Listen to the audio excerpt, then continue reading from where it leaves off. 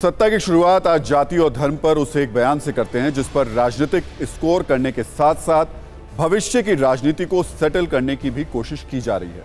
रविवार को राष्ट्रीय स्वयंसेवक संघ प्रमुख मोहन भागवत ने मुंबई के एक कार्यक्रम में जाति व्यवस्था पर बड़ी बात कही। मोहन भागवत ने संत रविदास जयंती के मौके पर आयोजित एक कार्यक्रम में कहा कि हमारे समाज के बंटवारे का फायदा दूसरों ने उठाया है। इसके चलते ही हमारे देश पर आक्रमण हुए और बाहर से आए हुए लोगों ने यह फायदा उठाया। इस कार्यक्रम में मोहन भागवत ने जाति व्यवस्था पर भी चोट की और कहा कि भगवान ने हमेशा कहा है कि सभी एक हैं, उनमें कोई जाति वर्ण नहीं है, लेकिन कुछ पंडितों ने श्रेणी बनाई, वो गलत था। मोहन भागवत के इस बयान पर राजनीति हो रही है। उनके इस बयान में किसने क्या निकाला ये भी बताएं। उससे पहले मोहन भागवत का एक छोटा सा बयान सुन लीजिए ताकि आपके मन में ये क्लियर रहे कि उन्होंने बोला क्या है। कोणीही उच्च नीच नाही, शास्त्रांचा आधार घेऊन पंडित लोक जे सांगत असतात ते खोटं आहे। जाती जातीच्या श्रेष्ठत्वाच्या कल्पनेमध्ये उच्च नीचतेच्या भोवऱ्यात अडकून आपण भ्रमिष्ट झालो। हा भ्रम दूर करायचा आहे। तो मोहन भागवत के इस बयान पर चौतरफा प्रतिक्रिया हुई, लेकिन इस बयान पर सबसे ज्यादा एक्टिव समाजवादी पार्टी के नेता स्वामी प्रसाद मौर्य हुए। पहले उन्होंने इस बयान पर एक ट्वीट किया जिसमें उन्होंने लिखा कि जाति व्यवस्था पंडितों, और उसमें ब्रैकेट में उन्होंने लिखा ब्राह्मणों ने बनाई है। यह कहकर आरएसएस प्रमुख श्री भागवत धर्म की आड़ में महिलाओं, आदिवासियों, दलितों व पिछड़ों को गाली देने वाले तथा कथित धर्म के ठेकेदारों व ढोंगियों की कलई खोल दी। कम से कम अब तो रामचरितमानस से आपत्तिजनक टिप्पणी हटाने के लिए आगे आए। ट्वीट के जरिए चुनौती देने के बाद स्वामी प्रसाद मौर्य मीडिया के सामने भी आए और पूछा कि मेरी जीभ काटने वाले क्या मोहन भागवत की जीभ गर्दन काटेंगे। यानी स्वामी प्रसाद मौर्य इस राजनीति में एक कदम आगे बढ़ गए। हमने एक छोटी सी बात उठाई थी रामचरितमानस की चौपाइयों के कुछ अंश को निकालने के लिए, तो उस पर विचार करने के बजाय देश के सभी संत महात्मा धर्माचार्य वर्ग विशेष के लोग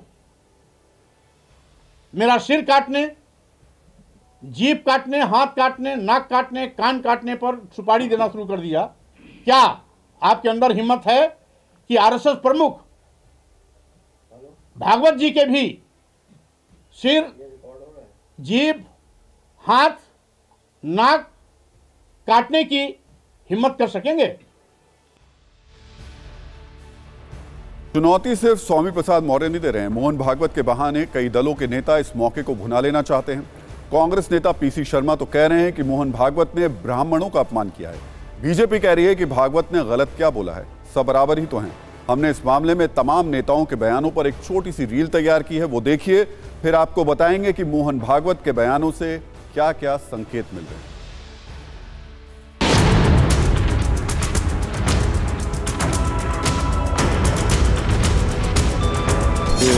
कहीं कहीं से ब्राह्मणों का अपमान है। इनकी चुनावी रणनीति है, लेकिन आम जनता पे इसका कोई फर्क नहीं पड़ेगा। ये कहीं न कहीं भगवान राम का, सनातन धर्म का और ब्राह्मण समाज का, सभी का और बाकी वर्गों का भी अपमान है, जिसके बारे में इस तरह की बात ये कह रहे हैं। जो भगवान की भावना है उसी स्वरूप में उन्होंने बात की, तो ये यथार्थ है। जाति पाति बिरादरी ये सब इस मृत्यु लोक में बनाई गई चीजें। भगवान ने तो एक मनुष्य जीव बनाया है, भागवत जी ने तो कहा है, वो यथार्थ है।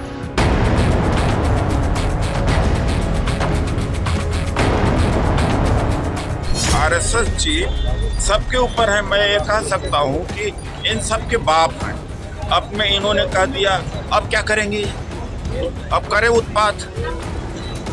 इसके मतलब समर्पण तो कर दिया ना। जो बात तो स्वामी प्रसाद मौर्य ने कहा, चंद्रशेखर यादव ने कहा, उसको सही मान लिया कि नहीं मान लिया। स्वयंसेवक संघ स्वयंसेवक है और सरसंघचालक जी जब कोई चीज़ कहते हैं तो एक स्वयंसेवक के नाते हम लोग को मार्गदर्शन मानते हैं। और जहाँ तक उस पर टिप्पणी की बात है तो मैं पूज्य सरसंघचालक जी के किसी बयान पर टिप्पणी करूँ यह उचित है।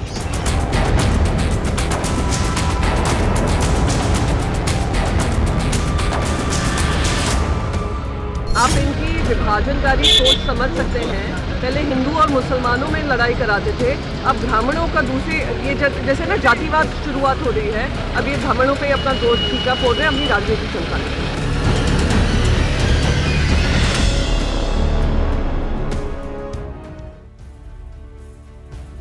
हालांकि इस मामले में संघ ने यह क्लियर किया है कि मोहन भागवत ने मराठी में अपनी बात कही है। उनका तर्क है कि पंडितों से मतलब विद्वानों से है, वो विद्वान जिन्होंने लोगों को जातियों में बांटा।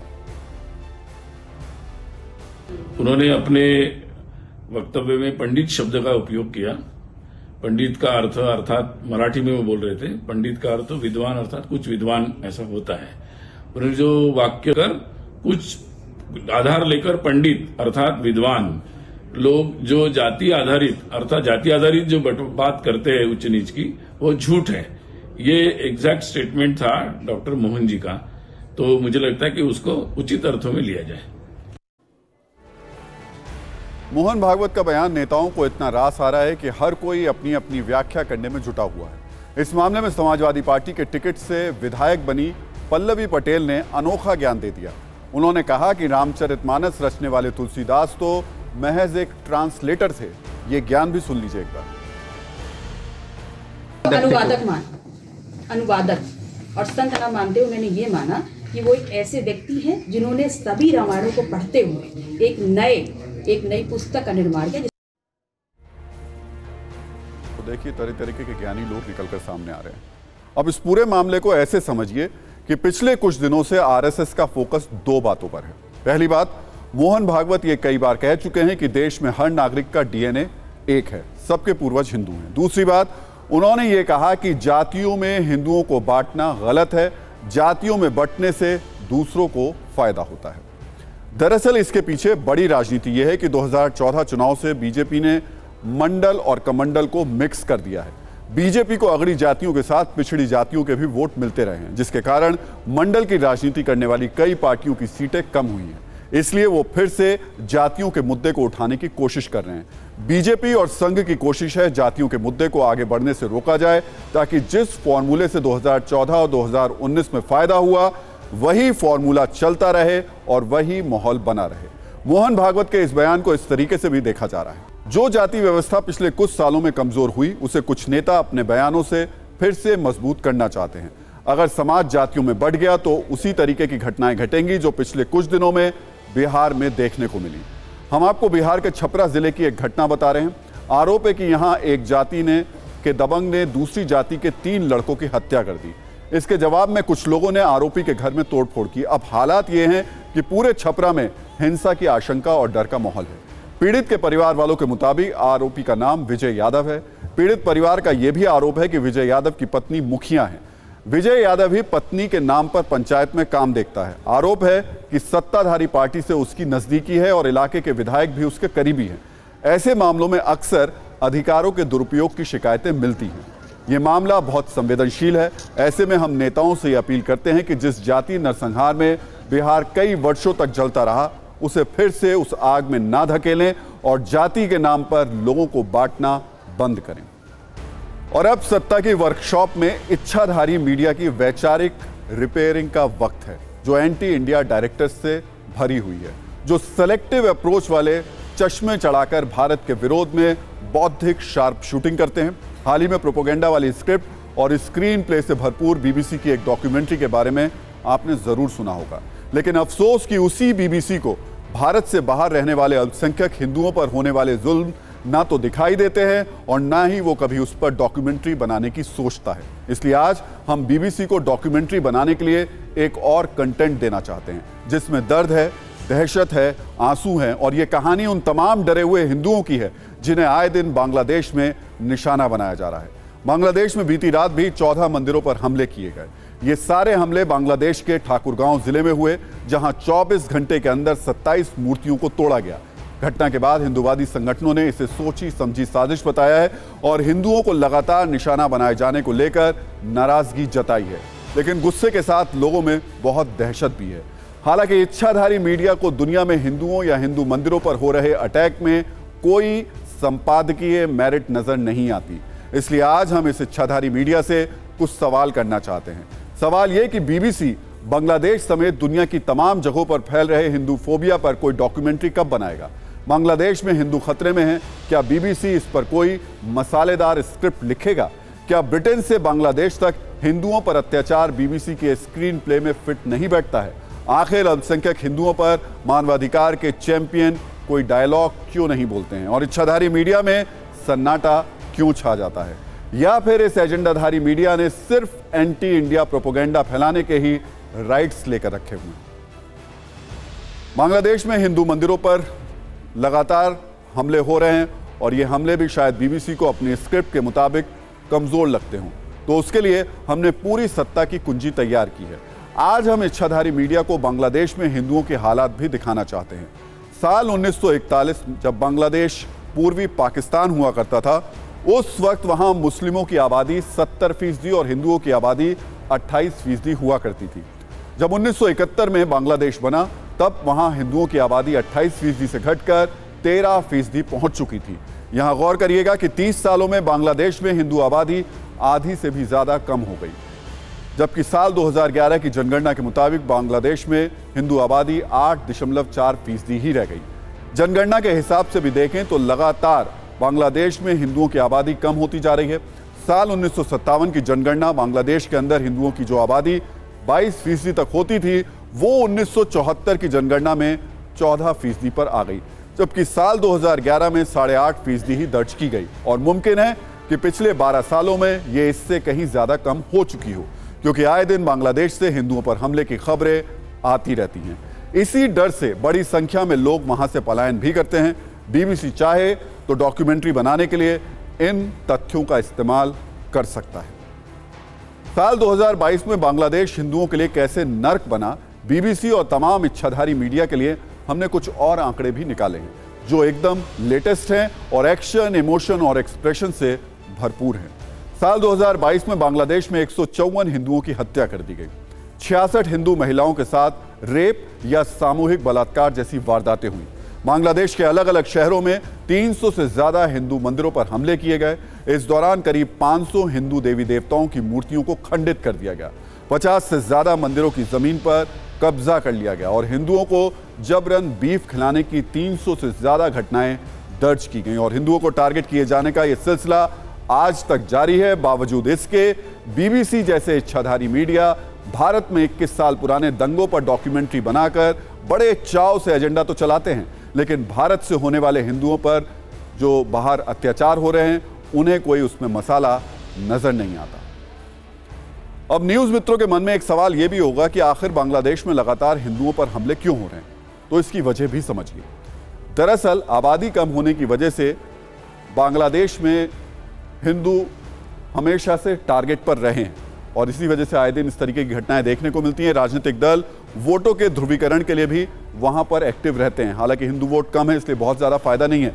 शेख हसीना के सत्ता में आने के बाद हिंदुओं पर हमले बहुत तेजी से बढ़े, यह भी एक सच है और जमात इस्लामी के समर्थक हिंदुओं को लगातार वहां पर अपना निशाना बनाते रहते हैं। इसके अलावा हिंदुओं की आबादी घटने के लिए उनकी जमीन पर कब्जा कराना, ये अलग अलग तरीके के जो मुद्दे हैं जिसकी वजह से खासतौर से हिंदुओं को टारगेट किया जाता है। उनका पैसा, उनकी ज़मीन, उनका घर, इन तमाम जगहों पर कब्जा करके उनको मारा जाता है, उनको पीटा जाता है, उन पर अत्याचार किए जाते हैं।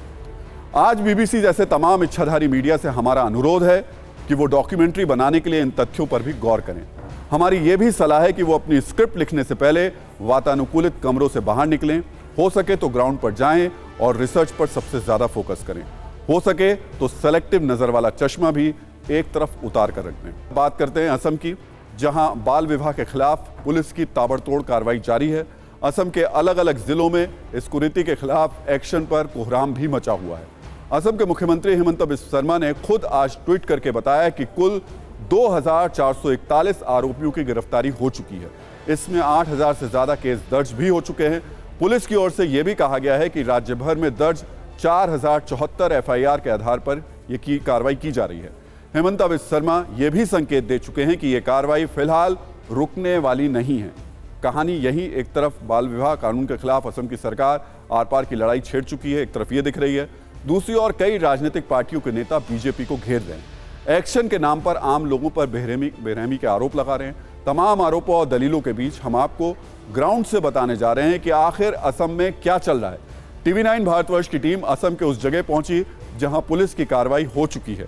TV9 भारतवर्ष की टीम उस घर में पहुंची जहां से गिरफ्तारी हुई। उस परिवार के पास TV9 की टीम पहुंची जिसके कई सदस्य बाल विवाह के आरोप में पकड़े जा चुके हैं। हमने उस मां से बात की जिसके बेटे को पुलिस पकड़ चुकी है। उस नाबालिग पत्नी से हमने बात की जिसके पति को गिरफ्तार किया जा चुका है। असम में हालात ये हैं कि शहर शहर विरोध प्रदर्शन हो रहे हैं। पुलिस की कार्रवाई के खिलाफ कई शहरों में महिलाएं सड़कों पर उतर चुकी हैं। पुलिस पर जबरदस्ती गिरफ्तार करने के आरोप लग रहे हैं। सबसे पहले आपको बताते हैं कि असम के किन किन जिलों में ज्यादा गिरफ्तारी हुई है। इसमें असम के विश्वनाथ में 139, बारपेटा में 130, धुबरी में 126, बक्सा में 123, बोंगाई गांव में 117 लोगों को गिरफ्तार किया जा चुका है। पुलिस का अभियान अभी भी नॉन स्टॉप जारी है। वहीं दूसरी ओर पुलिस की कार्रवाई के डर से सैकड़ों शादियां या तो रद्द हो चुकी हैं या स्थगित कर दी गई हैं। अगर केस दर्ज होने की बात करें तो असम के मुस्लिम बहुल धुबरी में सबसे ज्यादा 374 मामले दर्ज हुए हैं, जबकि होजाई में 255 और मोरीगांव में 224 मामले दर्ज किए जा चुके हैं। TV9 भारतवर्ष की टीम असम के बोंगाई गांव पहुंची, जहां किसी का बेटा गिरफ्तार हो चुका है, किसी का पति पुलिस के हत्थे चढ़ चुका है। असम के बालपाड़ा गांव में TV9 की टीम सद्दाम हुसैन के घर पहुंची, जो फिलहाल पुलिस की गिरफ्त में है। सद्दाम हुसैन की शादी 17 साल की लड़की से 3 महीने पहले हुई थी। सद्दाम हुसैन की मां बिलक बिलक कर रो रही हैं। दोनों बेटों को पुलिस शिकंजे में ले चुकी है। सवाल ये पूछ रही हैं कि जब घर का एकमात्र कमाने वाला सदस्य गिरफ्तार हो चुका है तो अब घर कैसे चलेगा, कैसे बीमार माता पिता का इलाज होगा। हम इस वक्त असम के बोगीगांव जिले के बालापारा गांव में मौजूद हैं और इस घर से भी पुलिस ने एक शख्स को गिरफ्तार किया है बाल विवाह एक्ट में। किसकी तस्वीर है? आपके बेटे की तस्वीर है। हाँ, ये देखिए, ये आधार कार्ड है और ये इनके बेटे का नाम जो है सद्दाम हुसैन है। इनकी जन्म तिथि जो है वो है 11 अप्रैल 2001, यानी कि इसके मुताबिक तो ये बालिग हैं। अब ये बताइए कि ये बालिग हैं, तो इनकी जो वाइफ थी उनकी उम्र क्या थी? ये सद्दाम हुसैन है, तो इनके साथ इनके भाई को भी ले गए। इनका छोटा भाई दोनों बेटे को लेकर चला गया। वो कहाँ है? इनका जो बहू है वो बहू इसका मायके गया हुआ है। हाँ, मायके गया हुआ है। पुलिस लेके गई तो वो मायके था। अच्छा, वो मायके। हाँ, पुलिस जब लेके गया था तो बहू, इनके जो बहू है वो अपना मायके में था। और दोनों गिरफ्तारी परसों हुई है। गिरफ्तारी बृहस्पतिवार रात। मेन बात है इसका दोनों किडनी डैमेज है। इसके लिए उनका बड़ा बेटा को शादी कराया है और छोटा बेटा तो नाबालिग है और बड़ा बेटा को भी उठा के लेके चला गया और छोटा को भी लेके गया। अब क्या करोगे? बाबा, हमारे बाबा का न घर में 2 लड़के थे, वही कमाने वाले थे। हाँ, जो शादी हुई थी उस लड़की की उम्र उस वक्त 18 साल नहीं थी। 3 महीने पहले शादी हुई थी। 3 महीने पहले शादी हुई थी। अब पुलिस पकड़ के ले गई। अब कोर्ट कचहरी आगे कैसे करेंगे, वकील कहां से करेंगे, क्योंकि इनकी माली हालत भी उतनी अच्छी नहीं है। ये असम के किसी एक जिले, एक परिवार या एक शख्स की कहानी नहीं है। कुछ इसी तरीके के हालात असम के कई जिलों में हैं। अशिक्षा है, गरीबी है, बाल विवाह को लेकर कानून की जानकारी की कमी है और अब लाचारी है, बेबसी है। पुलिस कानून के हिसाब से काम कर रही है, लेकिन इन परिवारों का भी अपना दर्द है। एक कहानी असम के बोंगाई गांव जिले के अशरफुल इस्लाम की है। अशरफुल की मां अपने बेटे के गिरफ्तार होने के गम में लगातार रो रही है। अच्छा, किसको ले गया? शामी आलू सुल्तान अली। फोटो है बेटा का? किसको ले गया? बेटा अशरफुल इस्लाम। इनके बेटे का नाम है अशरफुल इस्लाम। इनके बेटे को पुलिस पकड़ के ले गई है। इनके हस्बैंड को भी लेके गया। इनके हस्बैंड इनके बेटे को और हस्बैंड को पुलिस को लेके गया। कब शादी हुआ था बेटे का? 3 महीने पहले। कब हुआ था शादी, बताओ? 3 महीने पहले। 3 महीने पहले। इसका 5 साल से बीमार में पड़ा था। इसी ने बीमार है। ये भी बीमार है जी। इसका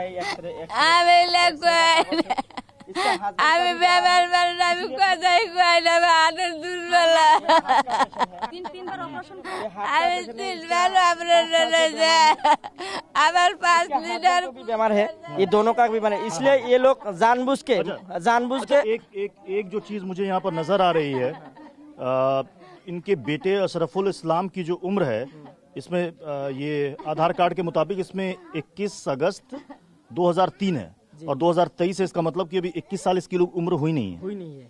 तो लड़के की भी उम्र शादी लायक नहीं थी। लेकिन मजबूरी था। इसका तो खाना पकने वाला इस घर में कोई नहीं था। और जो बहू है उसकी उम्र कितनी थी जिसकी शादी हुई? 17 साल का है। 17 साल। मतलब लड़के की उम्र 21 साल से कम थी, जो अभी आधार कार्ड के मुताबिक जो मुझे। हमने असम की उस नाबालिग दुल्हन से भी बात की जिसके पति को पुलिस गिरफ्तार कर चुकी है। कानून ये है कि महिलाओं की शादी 18 साल से पहले नहीं होनी चाहिए, बावजूद इसके 17 साल की उम्र में शादी हुई। हैरानी की बात यह है कि लोगों को कानून की जानकारी है ही नहीं। असम में बाल विवाह को लेकर अब तक 2200 से ज्यादा गिरफ्तारियां हो चुकी हैं। मैं इस वक्त एक गांव के एक ऐसे घर में हूं जहां से इनके परिवार के एक शख्स को पुलिस पकड़ कर ले गई है। अब हम चाह करके भी इनके चेहरे को नहीं दिखा सकते। आपकी शादी कब हुई थी? कब हुई थी शादी? 3 मास आगे। 3 मास पहले, यानी 3 महीने पहले शादी हुई थी। उस वक्त क्या उम्र थी आपकी? एज क्या थी?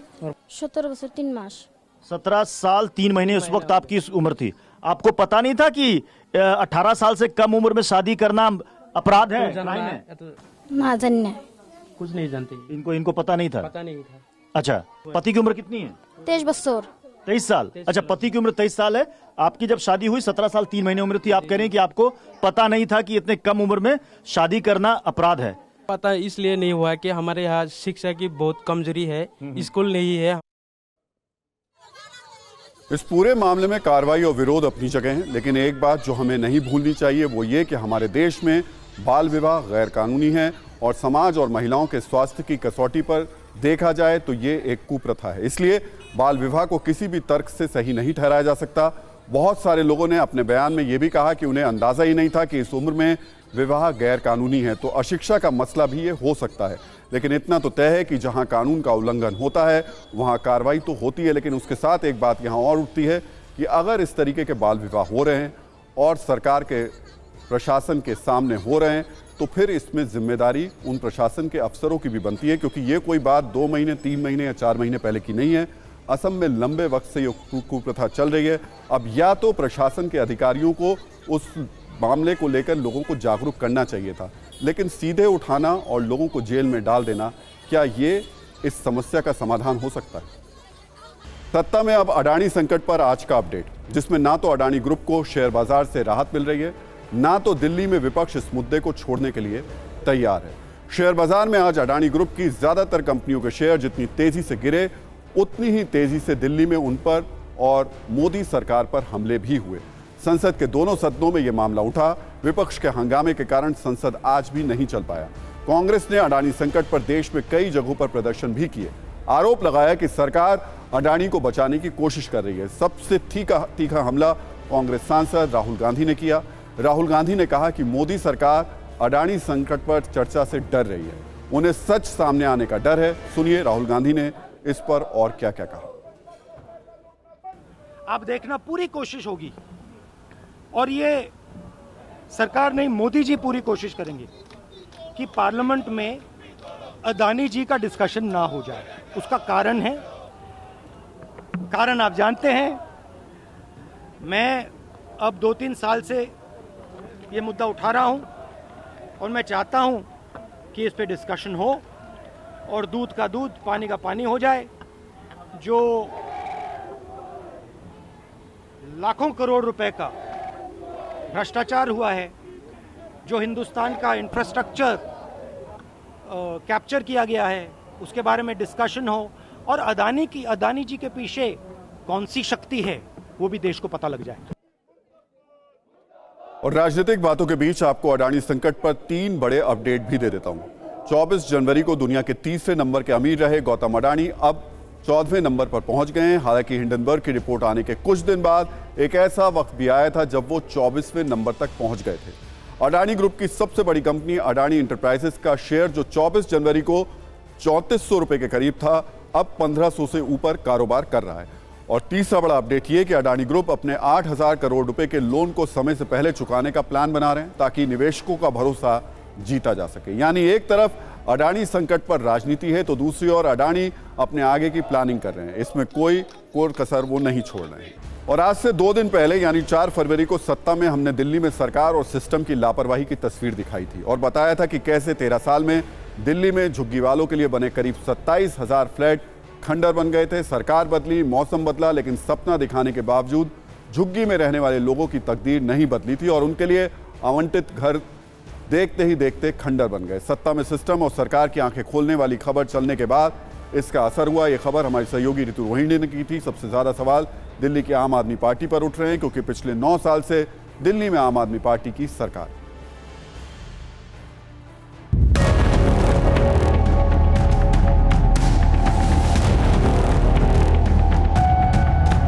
TV9 को साधुवाद देना चाहता हूं कि किस प्रकार से उन्होंने एक जो मुद्दा है, अहम मुद्दा है दिल्ली का, उसको उठाया। इसकी जिम्मेवार जो है सिर्फ और सिर्फ दिल्ली की अरविंद केजरीवाल की सरकार है। पैसे ले लिए, बुकिंग के पैसे लिए उन लोगों से। आपने फॉर्म भरवाए थे, मुझे अच्छी तरह याद है, आपने 100 रुपए लेके फॉर्म भरवाए थे। पैसे का क्या हुआ? सवाल तो इसी चीज का है। इसके अंदर भ्रष्टाचार भी है।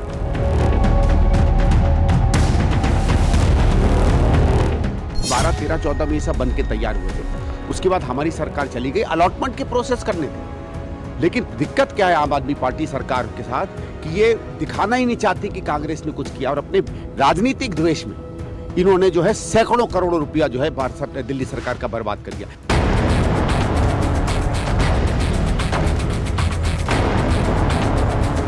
लगातार 7-8 साल से आम आदमी पार्टी की सरकार है। ये सरकारें सिर्फ नारों के ऊपर चलती हैं, झूठी पब्लिसिटी के ऊपर चलती है। यहाँ दिल्ली सरकार के अंदर कोई आदमी गंभीरता से कोई भी सरकार की योजना को इम्प्लीमेंट करने के लिए काम नहीं करता है।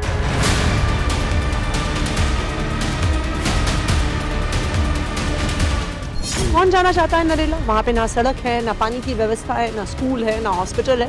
वहाँ पे ना बस जाती है, ना मेट्रो जाती है। और इसीलिए आज दिल्ली का कोई झुग्गी वाला नरेला जाने को तैयार नहीं है। और ये साफ है कि ये नाकाम प्रोजेक्ट है भारतीय जनता पार्टी शासित दिल्ली।